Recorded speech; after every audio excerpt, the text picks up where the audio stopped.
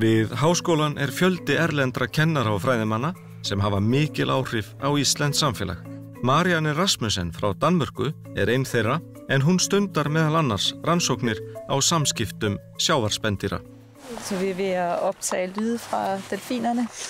Så vi har lige set en gruppe hvidnæser om der var mor og unge sammen.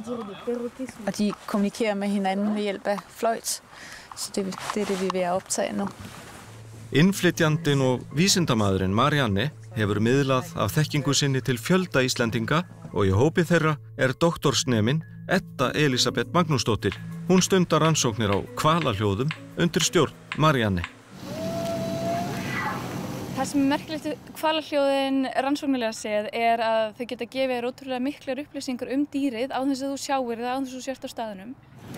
Steypireyðurinn gefur frá sér hljóð sem að berast líka við pólana á milli, sérstaklega á veturna þegar fengitíminn á sér stað. Á sumrin gefa þau frá sér mjög sérstök hljóð við ströndina sem eru í þeim tilgangi til þess að bera styttra. Þá hugsa maður, já, ok, þetta einhvers konar samskiptahljóð af fæðusvæði, meira veit maður ekki. En með suma hvali eins og höfrungana þá hægt að fylgjast með hegðun og hvernig fara að því að veiða á ótrúlega flókin hátt. Þá einhvern veginn hægt að lesa betur í hljóðmerkin. Edda þróar jafnframt app eða tölvuleikum hvali og samskipti þeirra með hljóðum. Leikurinn unnin í samstarfi við Guðmund Frey Jónasson og Jóhann Pétur Malmqvist sem fyrrum kennari þeirra beggja. App smáforrit í farsíma eða lófatölvu eða svona eins og iPad, svona spjaldtölvur og svoleiðis.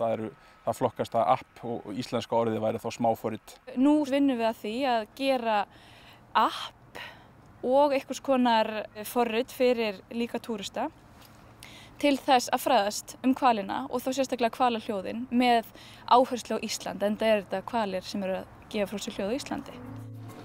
Fyrsta afurðins þegar komin á markað, hljóðbók söng hnúfubaksins. Hún ætluð ferðamönnum í hvalaskoðun og öllum sem vilja dýpka skilning sinn á hvölum. Hljóðbókin veitir upplýsingar lífsæti þessara sjávarspendýra og opnar fyrir hlustandanum dyr að hljóðheimi þeirra. Tölvuleikurinn eða appið væntanlegt á markað.